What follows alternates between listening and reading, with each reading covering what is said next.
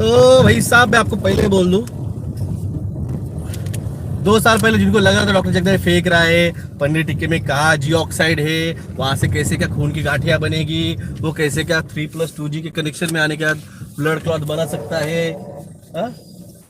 तो तब लोगों को तो ऐसे लग रहा है डॉक्टर जगदीश फेंक रहा है, डॉक्टर जगदीश को कुछ पता ही नहीं है, डॉक्टर जगदीश सिर्फ हवा में बात कर रहा है, डॉक्टर जगदीश चाहिए। भाई मुझे कुछ पब्लिसिटी नहीं चाहिए, मुझे कुछ नहीं चाहिए था। मैं 2009 से इन चीज़ों के खिलाफ लड़ रहा हूँ। जब मैं कॉलेज से पास आउट हुआ 2008 में मेरी डिग्री मुझे मिली, 2008 के दिसंबर में मैंने क्लिनिक डाला, और उसके बाद से अगर मुझे कोई आता है कि सर मुझे बच्चों को ये टीका देना है, मुझे वो टीका देना है, मैंने कहा भाई कुछ मत दीजिए।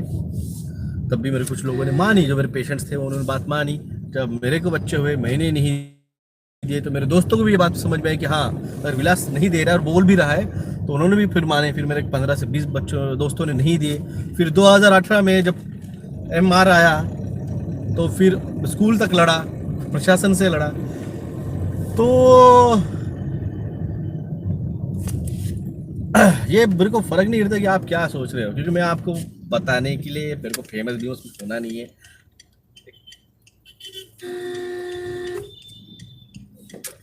मेरी प्रैक्टिस है, मेरा सब कुछ है, मेरा ब्रेड एंड बटर चलता है, मेरा घर चलता था, तो मेरे को कोई इसमें आके बात करने की जरूरत नहीं रहती थी। हाँ अब इतना है कि जब से आप लोग आके ये सारी बातें समझाने लगे हैं, थोड़ा प्रैक्टिस पे असर हुआ ही है।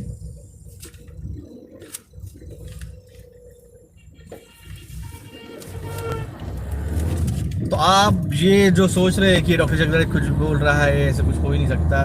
भाई सब डायमेंशन ट्रैवल तुमने किया नहीं है, और जब तुमने डायमेंशन ट्रैवल किया नहीं है तो तुमको बोलने का हक नहीं है। थियोरेटिकली गोल्ड मेडल अगर भी लेते हो, तो प्रैक्टिकली जो ग्राउंड लेवल पे खेलता है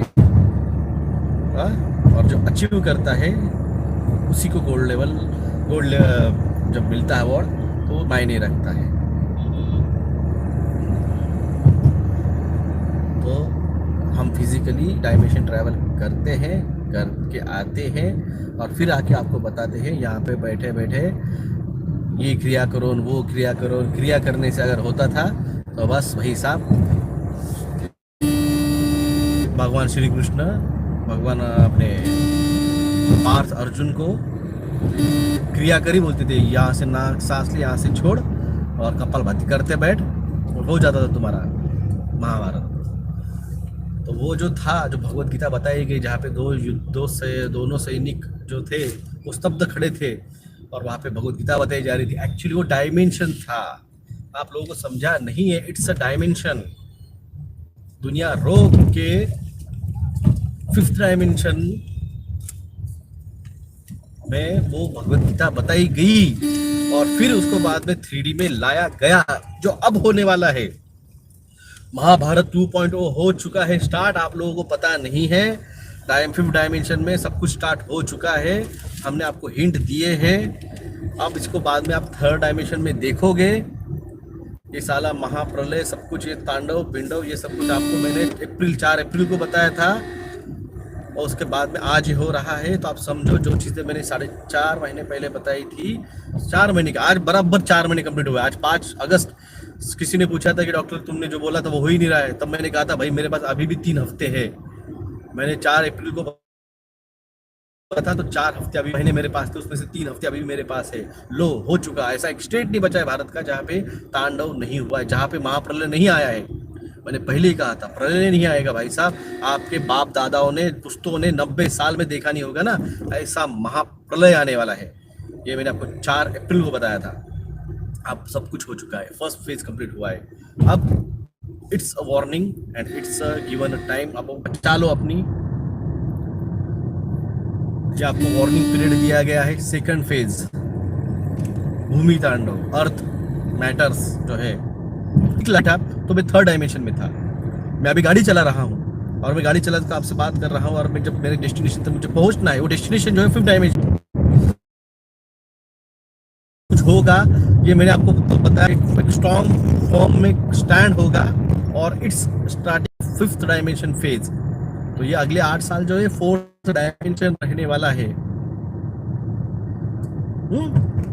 तो ये जो चीज़ें हैं ये हम आपको वार्न कर रहे हैं, समझा रहे हैं कि फोर्थ डायमेंशन में जा रहे हैं और जो गधे आपको बेवकूफ़ बना रहे हैं, सच में बोल रहा हूँ, आपको डाइवर्ट कर रहे हैं। हम आपको जो ये ज्ञान दे रहे हैं ये करोड़ों रुपए का इम्पोर्टेंट ज्ञान है।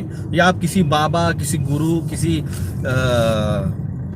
इसके पास जाके पैसे दे के ये आपको नहीं सिखाया जा सकता है। हम आपको फ्री ऑफ कॉस्ट इसलिए दे रहे हैं कि हमें काम दिया गया है भाई साहब, ये काम दिया गया है कि जाओ, जगाओ, इन लोगों को समझाओ और इनको लेके आओ अपने साथ फिफ्थ डायमेंशन में। मैंने क्या कहा है, लेके जाएंगे तो मैं ही, क्योंकि आपको प्रिपेयर कर रहा हूं मैं आपको प्रिपेयर कर रहा हूं। और मैं आपको सच में बोलता हूं, मैं पूरे 130 करोड़ को प्रिपेयर नहीं करने वाला हूं, क्योंकि जिनकी डेस्टिनी लिखा हुआ है, जिनके डेस्टिनी में लिखा हुआ है कि उनके पूर्व जन्मों का फल उनको मिलेगा, तो ये जो है ये उनके पूर्व जन्मों का फल है। जो भी आपको आके बेकार है कि ये फिफ्थ डायमेंशन में तेरे को लेके नहीं जा सकता है या ऐसे किसी को लेके नहीं जा सकता है, बिल्कुल मैं किसी को वैसे लेके नहीं आ सकता हूँ। ये तुम्हारे पूर्व जन्मों के फल है, सिर्फ उसके ऊपर की धूल हटानी है। और वो जो 33 करोड़ से 35 करोड़ जो है द डेस्टिन पीपल, जो अभी उनको उनके पता नहीं है उनके कर्मास की क्या है, कि उनके कर्मास की वजह से उनको मौका मिला है कि आप जा सकते हैं फिफ्थ डायमेंशन में। बस उन आत्माओं का, उन सोल पे की जो धूल है, वो धूल को फूकना, उसको झटपटा के क्लीन करना, ये मेरा काम है। उसके लिए मैं आया हूँ। उनको बचाने का काम था वो भी कर लिया। अब जो है काम उनको इस फोर्थ डायमेंशन फेज में उनको प्रिपेयर करना 2025-26 तक डेस्टिन जहाँ पे उनका लिखा हुआ वहाँ पे ले जाने के लिए। बस यही मेरा काम है, यही मैं आपसे करने आया हूँ।